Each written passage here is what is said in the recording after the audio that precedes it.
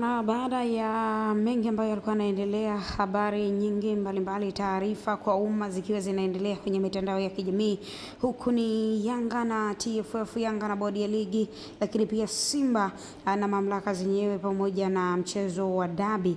Basi moja kwa moja baada ya picha kutoka zikionekana Rais wa Jamhuri ya Muungano wa Tanzania Mheshimiwa Daktari Samia Suluhu Hassan akiwa kwenye picha pamoja na viongozi wa vilabu hivi viwili vya Kariakoo kwa Simba pamoja na Yanga. Basi rasmi bodi ya ligi kuu soka Tanzania bara imetoa rasmi msimamo na mabadiliko kwa mchezo namba 184 Simba dhidi ya Yanga ulikuwa mchezo wa Machi 8 ukasogezwa mbele ukapangwa Juni 15 na sasa umesogezwa mbele. Bodi ya ligi kuu Tanzania imeusogeza mbele mchezo nambari 184 wa ligi kuu ya NBC kati ya klabu ya Yanga na klabu ya Simba ambapo ulipangwa kufanyika kwenye uwanja wa Benjamin Mkapa Juni 15, 2025 kuanzia saa 11 jioni.